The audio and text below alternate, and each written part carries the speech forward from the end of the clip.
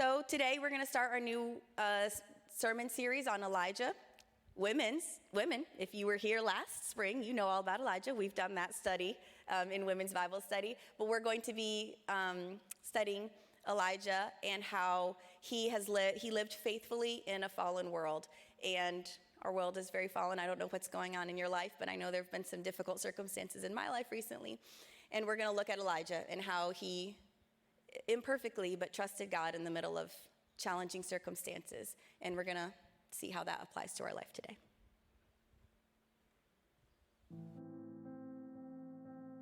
Now Elijah, who was from Tishbe in Gilead, told King Ahab, "As surely as the Lord, the God of Israel lives, the God I serve, there will be no dew or rain during the next few years until I give the word." Then the Lord said to Elijah, "Go to the east and hide by Kerith Brook, near where it enters the Jordan River. Drink from the brook and eat what the ravens bring you, for I have commanded them to bring you food." So Elijah did as the Lord told him and camped beside Kerith Brook, east of the Jordan. The ravens brought him bread and meat each morning and evening, and he drank from the brook. But after a while the brook dried up, for there was no rainfall anywhere in the land.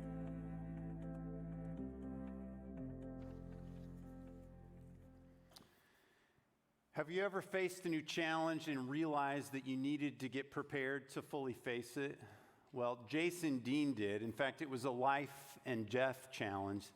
Jason is an attender here, and he has served in the Marine Corps, and this is a little bit of Jason's story. It says, in 2009, I was the weapons company commander for the 2nd Battalion, 9th Marines Regiment.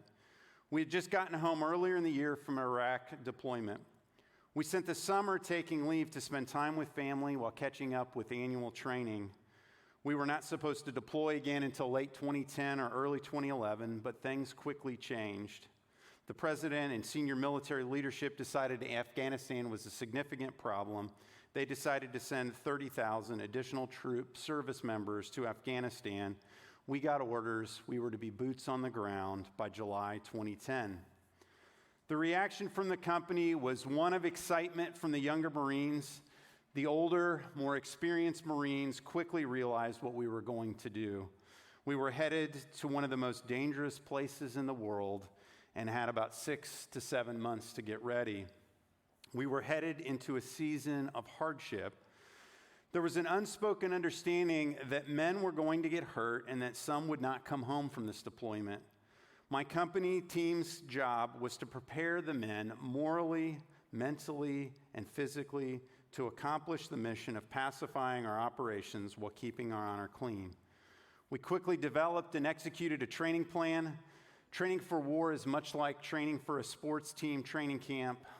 It's difficult, long, and you spend time doing drills over and over again so you can't get them wrong. The harder it is, the better. We wanted to train so hard that the actual fight seemed easier. So we trained day and night in heat and cold, in the swamps of North Carolina, the bitter cold of North Virginia, and the nasty hot mountainous terrain of the Mojave Desert in California. We went for days on minimal sleep with little food and extreme conditions away from our families. Each platoon trained in expertise in its respective mission set. And through this grueling 7-month workup, I spent a lot of time alone and thought. As a leader of Marines, you're told to wear a stone mask and be a well of fortitude for those you lead. You're responsible for mission, success, or failure in the lives of those in your charge. It's a lonely place, and I leaned on Psalm 91 and trusting that God was always with me, guiding me and giving me strength to do all that must be done. And by his strength, I got my personal affairs in order. I wrote letters to loved ones in case I didn't come home, and I bid my love goodbye. And that wife was his. That love was his wife, Josie, and there's more that we don't have time to read today, but Jason was proud of the deployment and what they accomplished there, including helping create a safe space for an Afghani kids' school to be reestablished. They were able to protect and supply that school. And in the course of his deployment, 15 men in his unit lost their lives. and hundreds more left with emotional and physical scars. But the truth is, without the preparation that Jason and his leadership team did, I'm sure many more lives would have been lost and their mission wouldn't have been nearly as effective. And sometimes when we're headed into a new season, we know that we need to get prepared and we train. And sometimes we realize as we look back, as we've entered into a new season, that God has done preparation in our lives that we didn't even fully realize. And today we kick off a new series looking at the life of Elijah called Faithful Living in a Fallen World. Now, Elijah was one of the most influential prophets in all of Scripture. He appears upon the scene in a low point in Israel's history, and he calls his people back to serve the Lord. And he was in his own life and death struggle. His own life was threatened, but he was in a life and death struggle for the hearts and the minds of the people that he was called to serve and love. But before Elijah was ready to be used by God, God needed to take him through a season of preparation, and that's what we're going to look at today. Now, a little bit of background on Elijah. Elijah's a prophet, and I know this, conjures up all sorts of images and ideas of what that looks like. But essentially, prophets are truth tellers, and they call people back to the truth of what it means to love and to serve God. Now, there were two kind of prophets that we see in the scriptures. The first is writing and teaching prophets, and many of the books of the Old Testament are actually by prophets like Jeremiah and Isaiah or Joel or Michael. And they're called to act, but their impact was primarily through their words, and they recorded their words for us and for the people to hear and to share. And there was a second group of prophets, and Elijah and his disciple Elisha fall into this category. And their impact was primarily through their actions. God called them to move into the world and act. And yes, they speak, but others recorded their words. And so John the Baptist was an example of a prophet like this in Jesus' day. Now we want to take you into this story and see Elijah as the real human being, somebody who's just like this. And I love what Priscilla Shire shares about Elijah. She's the one that taught and led the women through this study. She says this, she says, none of the biblical heroes were intended to be an exception.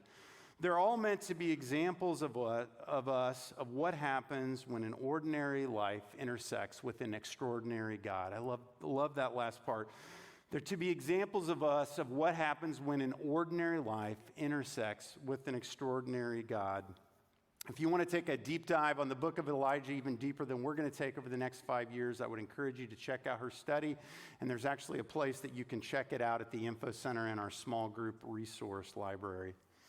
But my hope and my prayer for this series is that this inspires us to think about what does it look like to live faithfully in a fallen world. Now, a little bit of context before we dive into the story. Israel, one of their greatest kings was a king named Solomon. And Solomon started off really well serving and following God, but throughout the course of his life, he began to introduce idol worship into the land. And many of his descendants, the kings that followed him, followed into this pattern. And it was disastrous for the kingdom, eventually splitting the kingdom of Israel into two separate kingdoms. But to dive a little bit more into the background and to take us from the time of Solomon to the time of Elijah, we're going to look at a short video clip from the Bible Project. This is one of my favorite resources to study the Bible, and we wanted to give you just a little glimpse into the Bible Project and what they teach on this section on the book of Kings. And so, watch. The next section of the book opens with Solomon's son, Rehoboam, acting just like his father. It's a very sad story of greed and lust for power. He tries to increase taxes for slave labor. And under the leadership of Jeroboam, the northern tribes reject this. they rebel and secede and form their own rival kingdom. And so now in the story, you have the southern kingdom, Judah, centered in Jerusalem with kings from the line of David, and now this new northern kingdom called Israel, whose capital will be Samaria eventually. Jeroboam also goes on to build 2 new temples to compete with Solomon's temple in the south. He puts a golden calf in each one to represent the God of Israel. The connection to Exodus 32 and the golden calf, it's all quite explicit. From this point on, the story goes back and forth from north to south, tracing the fate of both kingdoms. Each one had about 20 successive kings, and as the author introduces each king, he evaluates their reign by a few criteria. Did they worship the God of Israel alone, or did they promote the worship of other gods? Did they deal with idolatry among the people? And did they remain faithful to the covenant like David, or do they become corrupt and unjust? And according to these criteria, the author finds no good kings in northern Israel, 0 for 20. And then in southern Judah, only 8 out of 20 get a positive rating, which connects to another huge purpose in this book, and that's to introduce the role of the prophets, key figures in Israel's history. So in the Bible, prophets were not fortune tellers. Rather, they spoke on behalf of the God of Israel, and they played the role of covenant watchdogs, which means they called out idolatry and injustice among the kings and the people. They were constantly reminding Israel of their calling to be a light to the nations, that they should obey the commands of the Torah, and so the prophets challenged Israel to repent and follow their God. In these center sections for each king, God then raises up prophets to hold them accountable. And the most prominent prophets are the northern ones, Elijah and his disciple Elisha, right here in the center of the book. Elijah was a wild man of a prophet living out in the desert, and his arch nemesis was the northern king Ahab and his Canaanite wife Jezebel. So we're going to jump into the story. So grab a Bible, and if you're using one of our Bibles, it's on page 298, or grab your favorite Bible app. But we're going to start in 1 Kings, chapter 17, verse 1. Now Elijah, who was from Tishbe in Gilead, told King Ahab, "As surely as the Lord, the God of Israel lives, the God I serve, there will be no dew or rain during the next few years until I give the word." Now, Elijah's story kicks off rather abruptly in this narrative of Kings. And in fact, there's 43 words in this first little verse, but there's a lot packed into those 43 words. In fact, this verse sets the stage for the next 8 chapters of action. And we're not told much about Elijah, probably because when Elijah became famous, people knew who he was. But one of the first things that it's important to know about Elijah is what his name means. You see, most Jewish names had specific meaning. And if you look at what Elijah's name means, his name means Yahweh is my God, or the Lord is my God. Elijah's name speaks to his purpose and his calling in life. And the second thing we learn about him is where he's from. He's from this area called Tishbe in Gilead. It's a rugged, mountainous area. It was a rural area. It was uncultured. And you kind of have this vision of this rural, rugged mountain man. In fact, Nathaniel Summers, in his study guide for group leaders that he shared for group leaders, this is a great resource for you if you want to dive into this series with your groups. But he says, Elijah is a man from nowhere with no noteworthy lineage or privilege. And yet God sends him into the urban center of Israel to speak truth to the king of Israel. And it's a reminder to us that God often chooses unlikely people that we would never choose. And I think pretty quickly we see that Elijah is a man of courage in speaking to the king. You see, kings typically get what they want. In fact, there's a story in the next chapter where King Ahab wants this vineyard that's next to a piece of property of his, and the man won't sell it. He's not supposed to sell it because of some Jewish laws that are in place. And so he's pouting, and his wife Jezebel has the man framed and killed so that Ahab can take his property and his vineyard. So yeah, King Ahab was not a great king. In fact, remember that criteria that was listed in the Bible Project? The kings were called to worship the God of Israel alone. They were to rid Israel of idolatry, and they were to be faithful to the covenant. And Ahab did none of these. In fact, we read in 1 Kings 16, verses 32 and 33, it said, "First Ahab built a temple and an altar to Baal in Samaria, and then he set up an Asherah pole, which was another form of pagan worship. He did more to provoke the anger of the Lord, the God of Israel, than all the other kings before him." And so when Elijah comes to Ahab, one of the things that he says to him, he says, "The God who I serve." It's an implication, and it's clear that the implication is correct, that he doesn't serve, that Ahab doesn't serve the Lord. And it's interesting, this word that means serve is a verb that means to stand up, to rise up, or to take a stand against. In fact, the Message translates this as Ahab was, it's translated, "before whom I stand in obedient service." This is how Elijah described what God called him to do. And standing is a posture that's ready for action.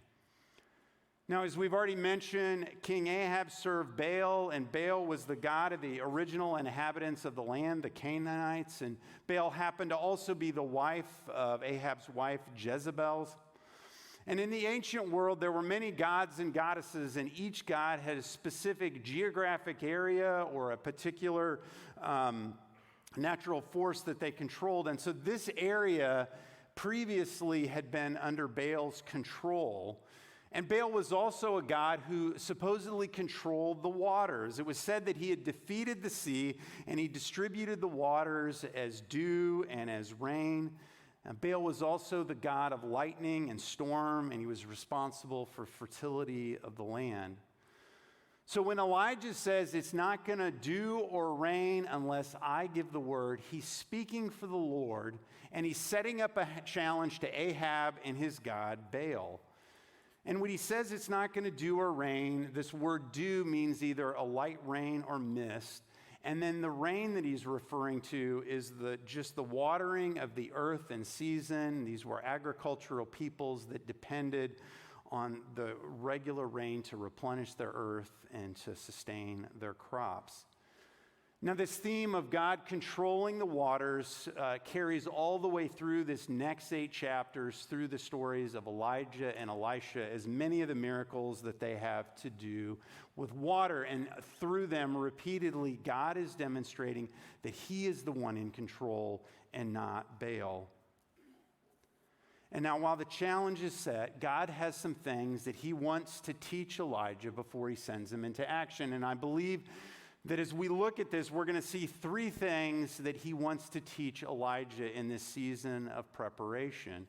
First, God is teaching Elijah to listen. Then he's teaching him to obey. And ultimately, he's teaching him to trust. In short, God is shaping Elijah into the man that he needs him to be. You see, God's got big plans for Elijah, but there's work to be done to shape Elijah into that man. And so after he issues this challenge to King Ahab, then the Lord said to Elijah, "Go to the east and hide by Kerith Brook, near where it enters the Jordan River. Drink from the brook and eat what the ravens bring to you, for I've commanded them to bring you food." So God calls Elijah to go hide for a time. He knows that it's going to get dangerous. Probably his life was under threat from King Ahab. And again, in the next chapter, we see Ahab's wife Jezebel begins to kill the prophets of the Lord. And I also wonder if there's even a little bit of sense of protection from himself, because maybe there are things that God needs to form in Elijah so that he's going to have the ability to stand and withstand the challenges that God is going to call him into in this next season. You see, we get into trouble when our charisma and our competency exceeds our character. And sometimes our character needs to be shaped, it needs to be grown before we're called into our full form of leadership, because when it's not, then leaders get into trouble. And we see this oftentimes in the marketplace. The church is not immune from this either. So God sends Elijah into this season of preparation. And we can tell this based on where God sends him and the name of the place. So he sends him to this place called Kerith Brook, and it's in the general vicinity of where Elijah's home is in the wilderness. And this word brook means kind of an intermittent stream. And so because this is a dry and somewhat arid area, when the spring rains come, this brook would have been full of water. And then as the heat of the summer continued, the brook would slowly dry out. And I kind of picture it as kind of a cavernous area that he would have gone to. But it's an area that's close to home, but it's not his home. It's far from the palace where God has called him to confront Ahab. And it's far from the action of that place. But it's also not home, the place where Elijah would have been most comfortable and with the people that he would have been the most comfortable with. There's not a lot happening out in Kerith. It's a pretty remote area. In our day, there would have been no cell coverage, no Wi-Fi, and virtually no people. This is back to basics for Elijah. And this word, Kerith, it actually comes from a word which means to cut down or to cut off. And Elijah's going to be pretty much cut off from everything and everyone that would bring him comfort. And then this word also is the word that sometimes means being put to death. It's a phrase that's being used for being put to death. And I think there are things in Elijah that God knows needs to die off before he can fully use him. And so God starts by teaching Elijah to listen, even when he knows listening may be challenging. Because I wonder if Elijah responded to this call by God to go to the palace, and then fairly quickly he sends him off into the wilderness. But he has to listen to hear to make sure that he knows where Elijah is sending him, or God is sending Elijah. And while the location that he sends him may be challenging, the way that God provides for him when he gets there is even more challenging. Now, I had images of this as a kid, this idea of you hear these stories and, you see pictures like this and kind of had this vision of Elijah out in this barren area where God sends these ravens to bring him food. And I kind of had this picture of an eco-friendly Grubhub, this kind of cool miracle. But as I began to think about the story, and actually as I read some of the work that Priscilla Shire did on this, I was reminded of a couple of things that changed my perspective on this. First, the Jews considered the ravens an unclean animal. And if you know anything about ravens, they're opportunistic feeders. They'll basically eat about anything. They pick from dead animals. Thankfully, they also eat fruit and nuts. One commentator described them as birds of filth and fear. And I wondered if Elijah thought, couldn't you have sent a dove or something else a little cleaner to bring me food? But the truth was, God provided for Elijah, maybe not in a way that he wanted. In fact, the emphasis here is on the provision when it says God will supply you through the ravens. And I think even in the midst of this time, God is also teaching Elijah to be grateful for the way that he's provided. So God is teaching Elijah to listen, and then he's teaching him to obey. And this is what we see Elijah do as we continue on in the story. It says, so Elijah did as the Lord told him, and he camped beside Kerith Brook, east of the Jordan. The ravens brought him bread and meat each morning and evening, and he drank from the brook. Elijah obeyed, and he did exactly what God had called him to do. But I often wonder if Elijah struggled to understand, and clearly there's a lot we don't know in the story, but I wonder if he did struggle thinking, why have you sent me here? But in the midst of this, God is teaching Elijah to trust him. You see, each little step of listening, of hearing from God, and then obeying builds a relationship of trust. And Elijah sees God's provision in a place of safety, even if it's an unusual place and a difficult place to live. And I think it's easy for us to kind of move on in the story and say, well, that's really cool. God provided for Elijah. But if you step into the story and really think about it from Elijah's perspective, you know, the first day Elijah might have been a little grossed out about what the ravens were bringing him, but he had to be a little bit of amazed that these birds were feeding him. And the second day, maybe he kind of got used to it, but was still a little bit of amazed. And he's in this barren place, day 3 and day 4 and day 5 and day 6. And eventually, I think the novelty of the place and God's provision, I think probably began to wear off. And he was in his place of monotony and boredom probably settled in. And then I think the questions may have arisen in his mind. And he began to think, or he may have begun to think, is this all there is? I thought, God, that you had called me to do something great. And how long are you going to have me in this place? And what's the point of all this? And then I wonder if he began to think, God, have you forgotten me? Pastor and author Jeff Manion explores what happens to us in these places of transition and struggle in his book, The Land Between. And he says there's 5 things that we go through. And we don't see all those in this story with Elijah. We actually do see them later with Elijah as God is teaching him some different lessons. But he says we go through a cycle of complaint and then eventually meltdown. And then we began to see God's provision and we experience his discipline, and it ultimately begins to result in growth in our lives. In fact, as Jeff is reflecting on the Israelites in their earlier history, as they're wandering through their own wilderness, learning to listen, obey, and trust, this is what he says. In the wilderness travels of the Israelites, God was out to grow a specific fruit in this harsh environment. He wanted to produce a relationship of trust. He desired an intimate relationship with his people, and trust is the glue that holds any relationship together.